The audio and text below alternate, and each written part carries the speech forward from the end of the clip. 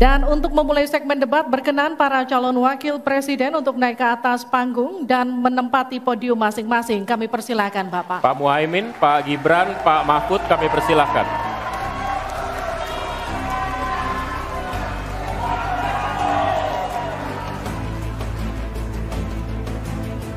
Pada segmen pertama penyampaian visi misi dimulai dengan calon wakil presiden nomor urut 2, maka di sesi ini kita mulai dengan calon wakil presiden nomor urut 3. Dan untuk itu kami persilakan panelis Alamsyah Saragih untuk mengambil subtema pertanyaan di dalam fishbowl, kemudian silahkan diperlihatkan ke calon wakil presiden dan juga moderator.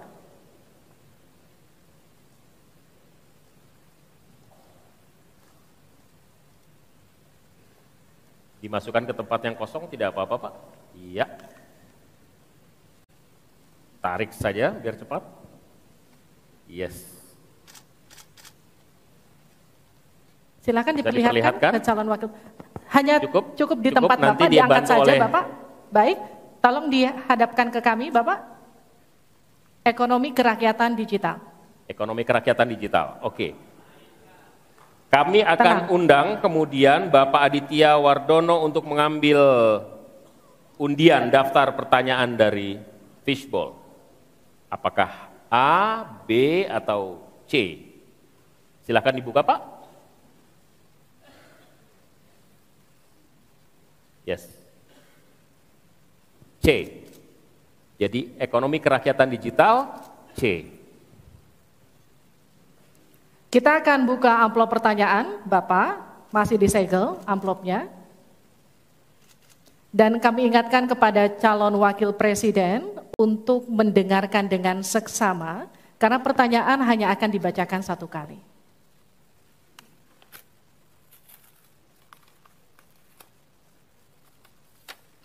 Pertanyaan untuk calon wakil presiden nomor urut 3, Bapak Mahfud MD, terkait ekonomi kerakyatan dan digital.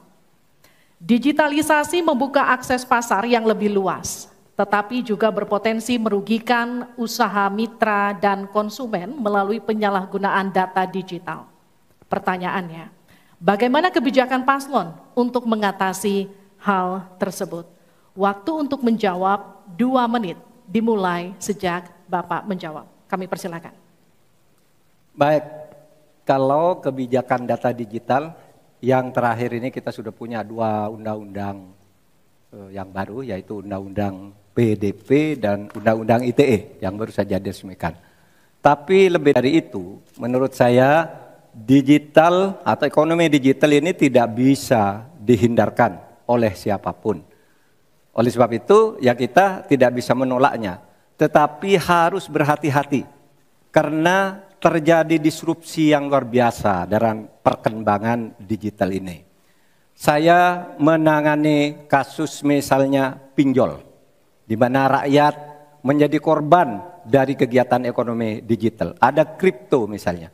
Kasus pinjol itu sendiri sungguh sangat problematik. Kenapa? Karena dia dibuat secara hukum perdata melalui gadget. Rakyat yang tidak tahu langsung bilang, kamu mau pinjam uang sekian? Yes. Bunganya sekian? Yes. Kalau tidak bayar sekian? Yes. Itu perdata. Dan itu banyak yang menjadi korban. Banyak yang sampai bunuh diri. Ada seorang dari Semarang, seorang guru, meminjam hanya 500 ribu, kemudian hutangnya menjadi 240 juta karena selalu bertambah bunganya. Kemudian ada yang sampai bunuh diri. Dalam hal pinjol ini ketika saya sampaikan ke Polri, tidak bisa Pak, itu hukum perdata. Ketika saya sampaikan ke OJK, OJK bilang itu bukan kewenangan kami. Itu bukan kewenangan kami karena mereka ilegal, tidak terdaftar. Berkali-kali saya panggil, kemudian saya undang dalam rapat bersama gabungan di Menko Polhukam. Kita nyatakan bahwa itu tindak pidana dan harus segera ditangkap. Itulah dalam sehari kemudian ditangkap 144 orang di hari itu juga. Sekian. Baik, tepat waktu. Selanjutnya kami berikan kesempatan kepada calon wakil presiden nomor urut 1 untuk memberikan tanggapan atas jawaban yang disampaikan oleh Pak Mahfud tadi. Silakan Pak Muhaimin, waktu Anda 1 menit. Ya, benar sekali bahwa antara perkembangan teknologi digital dengan kemampuan UMKM kita masih terjadi gap. Oleh karena itu harus ditindaklanjuti Pak Mahfud. Selain pemberantasan pinjaman online, judi online, ini pun masih harus diselepet lagi karena tidak komprehensif di dalam menangani ini sehingga pinjol masih merajalela, judi online masih merajalela. Yang lebih penting dari itu Pak Mahfud bahwa sebetulnya kemampuan untuk masuk pada dunia digital membutuhkan bantuan dari pemerintah untuk turun tangan. Menangani apa? Mulai dari literasi digital untuk UMKM, yang kedua membantu push pemasaran bagi keberlangsungan UMKM menghadapi persaingan yang sangat ketat. Di sisi yang lain, kita juga membutuhkan kapasitas teknologi kita supaya lebih bisa membantu seperti kecepatan dari internet yang sedang ada di masyarakat kita masih sangat rendah. Baik, harap tenang. Selanjutnya kita akan beralih ke calon wakil presiden nomor urut 2, Bapak Gibran Rakabuming Raka untuk menanggapi. Waktu Bapak untuk menanggapi 1 menit, kita mulai sejak Bapak mulai berbicara. Baik, terima kasih. Mungkin kita juga harus hati-hati selain pinjol dan judi online, kita juga harus hati-hati untuk masalah pencurian data. Untuk itu harus kita kuatkan cyber security dan cyber defense kita. Itu sudah kita lakukan di Solo Teknopark, ada sekolah cyber security. Dan yang perlu ditekankan lagi adalah bagaimana para e-commerce ini bisa comply dengan regulasi kita. Jadi sudah tidak ada lagi nanti ke depan yang namanya shadow banning, yang namanya price dumping, yang namanya barang-barang cross border yang membunuh UMKM kita. Kita ke depan harus melindungi UMKM dan kita ingin sekali lagi, karena tadi Cak Imin bicara masalah literasi keuangan dan literasi digital, ke depan yang kita siapkan harus ada penguatan SDM, penguatan manusia digitalnya. Karena itu kita ingin anak-anak muda untuk ikut andil dalam hilirisasi digital yang akan kita canangkan sebentar lagi. Mohon tenang, mohon tenang. Saya hargai jika kita semua kooperatif. Terima kasih. Saya berikan kesempatan kepada Pak Mahfud kembali untuk memberikan tanggapan atas tanggapan dari jawaban Bapak yang sudah disampaikan oleh Pak Muhaimin dan Pak Gibran. Waktu Anda 1 menit untuk menanggapi, dimulai dari Bapak menyampaikannya. Alhamdulillah apa yang diusulkan, ditambahkan oleh Cak Imin dan Mas Gibran itu sudah ada di visi misi kami semuanya. Tinggal baca itu. Misalnya kalau bicara infrastruktur agar bisa merata tapi aman. Kadang-kala kita bicara infrastruktur itu hanya jembatan, rumah, gedung dan sebagainya. Padahal ada 3 infrastruktur yang harus dibangun. 1 infrastruktur fisik seperti yang sekarang ada, lalu infrastruktur regulasi, kemudian infrastruktur digitalisasi. Itu penting dibangun ke depan. Sama terkait dengan itu sudah ada juga cyber security.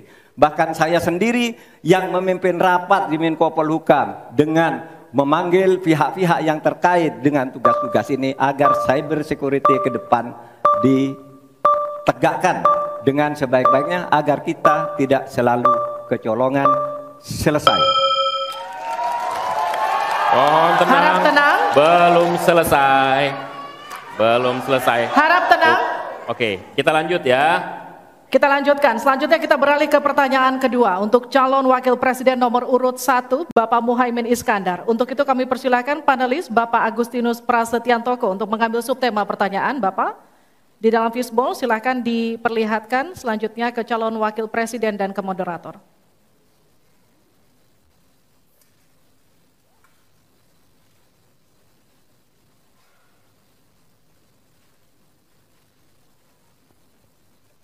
Investasi. Selanjutnya kami mengundang Bapak Fauzan Ali Rashid untuk mengambil undian huruf A, B, atau C. Kita lihat. Huruf A. Baik, terima kasih Pak.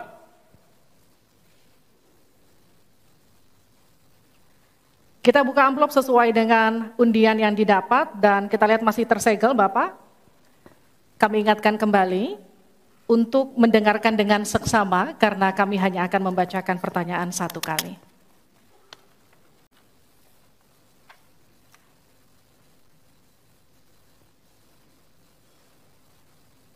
Pertanyaan untuk calon wakil presiden nomor urut 1, Bapak Muhaimin Iskandar, dengan subtema investasi. Kontribusi usaha menengah terhadap ekonomi kita sebesar 13%, sementara Thailand mencapai 18% dan Singapura 22%. Pertanyaannya, bagaimana strategi paslon meningkatkan investasi untuk usaha menengah dan mendorong usaha kecil naik kelas? Waktu Bapak untuk menjawab 2 menit dimulai sejak Bapak berbicara. Silakan. Terima kasih. Investasi salah satu yang paling penting buat pertumbuhan ekonomi kita. Dan investasi tidak akan ada masuk ke tanah air kita apabila tidak kita bangun trust, kepercayaan internasional, kepercayaan dalam negeri dengan apa? Dengan kepastian hukum dan terjaganya kestabilan usaha yang berkembang di masyarakat kita. Di sisi yang lain, investasi juga masih sangat tertutup. Kita ingin investasi ini begitu terbuka dan tidak hanya berkonsentrasi kepada investasi yang menumpuk pada sektor-sektor tertentu atau padat modal. Kita perlu menggeser investasi ini menjadi padat karya yang bisa melibatkan seluruh anak bangsa ini mendapatkan pekerjaan. Di sisi yang lain, di lain halnya investasi yang transparan akan membuka akses usaha kecil dan menengah untuk terlibat di dalam proses investasi yang masuk ke dalam negeri maupun yang ada di masyarakat. Kedua, agar investasi ini bisa masuk buat kalangan UMKM dan seluruh pelaku usaha kecil, maka kita harus kuatkan kapasitas dan kualitas produksi dari UMKM kita, sekaligus tanggung jawab pemerintah ini meyakinkan sekaligus memberi fasilitas kemampuan pemasaran untuk meyakinkan para calon investor baik di dalam negeri maupun dari luar negeri.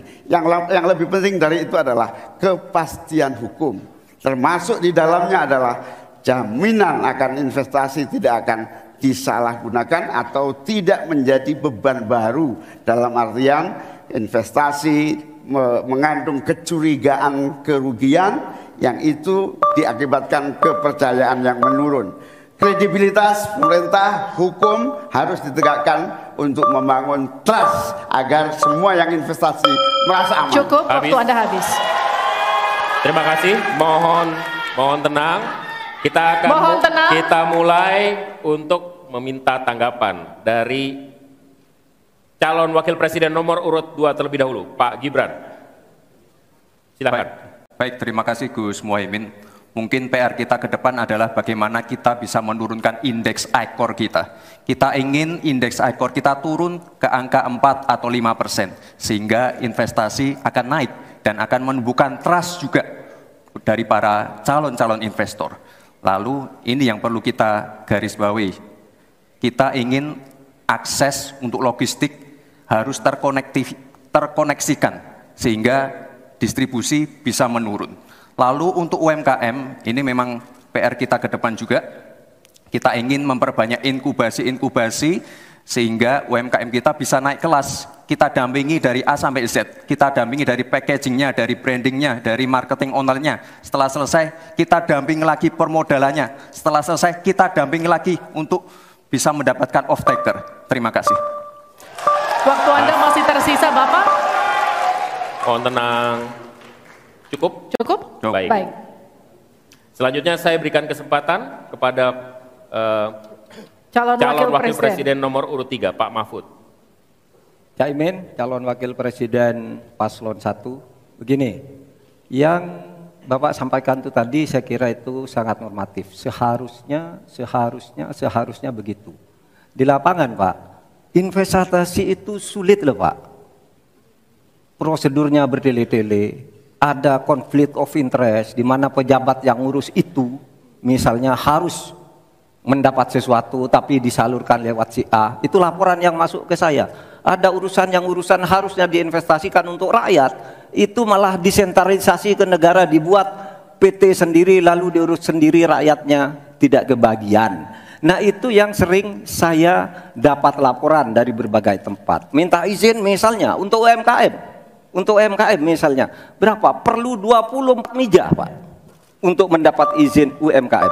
Pertanyaan saya, instrumen hukum apa yang Pak Imin bisa sediakan untuk menjawab itu semua, selesai.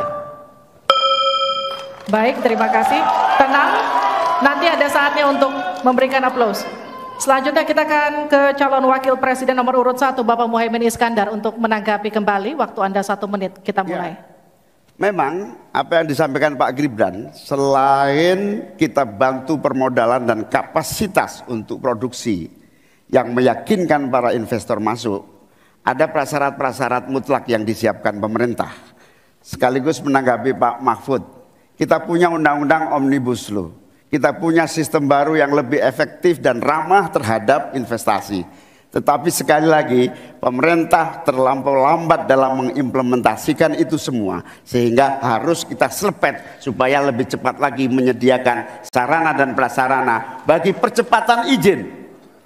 Berbelit-belitnya izin saya setuju. Menjadi penyebab utama trust itu hilang.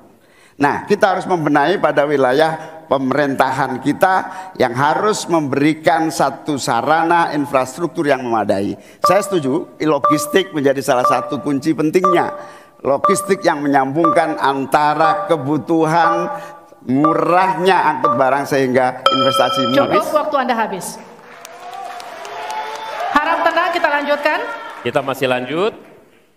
Selanjutnya kita akan beralih ke pertanyaan untuk calon wakil presiden nomor urut 2, Bapak Gibran Rakabuming Raka. Untuk itu kami persilahkan panelis Ibu Henry Saparini untuk mengambil subtema. Silakan Ibu.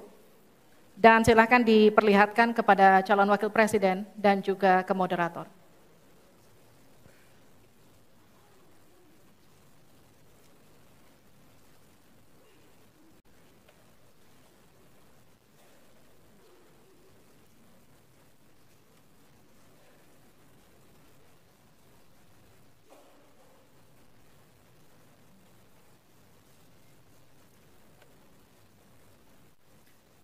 Keuangan, pajak, dan tata kelola APBN, APBD. Baik, untuk selanjutnya Pak Hieronymus Rowa, kami mohonkan untuk mengambil undian untuk mengetahui huruf apa yang akan muncul.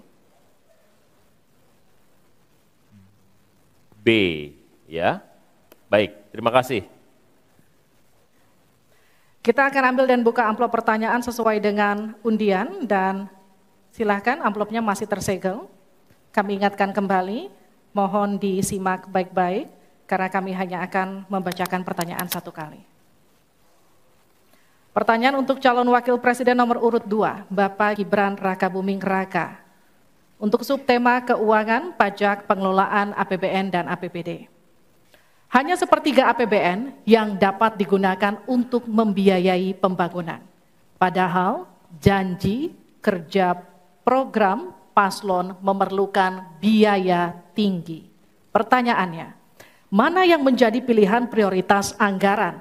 Pembangunan infrastruktur fisik atau pembangunan kualitas SDM dan ekonomi rakyat? Waktu Bapak untuk menjawab 2 menit, kita mulai ketika Bapak mulai berbicara. Baik, terima kasih. Tidak semuanya harus menggunakan APBN. Contoh IKN. Banyak yang gagal paham. Tidak 100% pembangunan IKN itu menggunakan APBN. Yang digunakan hanya 20%. Sisanya adalah investasi dari swasta dan investasi dari luar negeri. Ini yang banyak yang gagal paham. Lalu kita mengacu ke pertanyaan, infrastruktur fisik atau SDM, dua-duanya penting. Dan dua-duanya harus dijalankan secara paralel. Karena sekali lagi, untuk menuju Indonesia emas dibutuhkan generasi emas. Kita butuh future talents yang menguasai future skills. Untuk itu, di tingkat SMK misalnya, kita perlu alat-alat yang ada di SMK itu bisa memenuhi kebutuhan zaman, kebutuhan industri. Sehingga ketika anak SMK lulus, mereka benar-benar bisa siap kerja, siap menerima tantangan kerja. Lalu, untuk fisik, tidak selalu harus dari APBN, sekali lagi. Bisa kolaborasi, misalnya dengan swasta, dengan CSR. Jadi tidak semuanya harus dibebani oleh APBN. Lalu, apa PR kita ke depan? PR kita ke depan harus bisa menambah penerimaan negara. Untuk itu, kami dari Paslon 2 akan membentuk lembaga Badan Penerimaan Negara yang dikomandoi langsung oleh Presiden. Sehingga nanti ketika berkoordinasi dengan kementerian-kementerian, ini bisa lebih luas. Dan sekali lagi kita ingin menaikkan rasio pajak, sehingga penerimaan negara nanti bisa kita gunakan untuk pendidikan, untuk kesehatan, dan lain-lain. Terima kasih. Mohon tenang, masih ada waktu. Terima kasih. Saatnya menanggapi, Pak Mahfud, waktu Anda 1 menit dimulai dari Anda menyampaikannya. Mas Gibran, saya sangat tertarik tentang IKN dan itu bagus, harus kita laksanakan sebagai warisan dari Pak Jokowi. Tapi tadi saya tergelitik, anggaran untuk IKN itu hanya 20% dari APBN dan sisanya dari investor. Sejauh yang kita baca, sampai sekarang belum ada satupun investor yang masuk ke sana. Coba kalau ada sebutkan, kalau ada sebutkan misalnya 2 atau 1 gitu, investor mana yang sudah masuk ke sana. Yang saya dengar justru ada ratusan ribu hektar tanah sudah dikuasai oleh pengusaha-pengusaha tertentu sekarang ini. Nah, saya setuju ke depannya itu agar mengundang investor, IKN harus diteruskan tetapi pendanaannya harus sesuai dengan tujuan semula, bahwa itu sebenarnya mengundang investor. Tapi sekarang ini yang sudah jadi itu semuanya dari APBN. Sehingga memang diperlukan langkah-langkah perbaikan agar warisan baik Presiden Jokowi ini bisa kita lanjutkan. Terima kasih, selesai. Baik. Terima kasih. Kita masih lanjut. Masih lanjut. Mohon tenang. Selanjutnya giliran calon wakil presiden nomor urut 1 Bapak Muhaimin Iskandar untuk memberikan tanggapan. Waktu Anda 1 menit. Kita mulai ketika Anda mulai berbicara. Mohon tenang dulu. Iya. Saya baru tahu kalau boleh di sini juga. Supaya lebih dekat sama panelis. Bisa mulai. Jadi saya setuju bahwa yang paling penting bukan soal infrastruktur dulu atau SDM dulu. Yang paling penting dari ini adalah kemampuan membaca skala prioritas. Seluruh proyek-proyek besar yang ambisius, ini IKN sebagai salah satu contoh saja, itu kalau hanya mengandalkan APBN hampir 500 triliun. Padahal 1% saja dari 400 sekian triliun itu untuk bangun jalan seluruh Kalimantan beres. Membangun seluruh kota-kota di Kalimantan beres. Dan yang paling penting infrastruktur yang untuk SDM 3% aja dari seluruh anggaran IKN itu bisa membangun sekolah dengan baik di seluruh Kalimantan. Itu contoh kemampuan mengambil skala prioritas. Oleh karena itu skala prioritas sangat penting. Mohon tenang. Sekarang kita berikan kesempatan kepada Pak Gibran untuk menanggapi atas tanggapan yang sudah disampaikan. Silakan. Baik, saya izin menanggapi Gus Muhaimin dulu. Saya ingat sekali Gus Muhaimin dulu sempat ikut meresmikan dan potong tumpeng di IKN. Ini gimana? Ini nggak konsisten. Dulu dukung, sekarang nggak dukung karena menjadi wakilnya Pak Anies yang mengusung tema perubahan.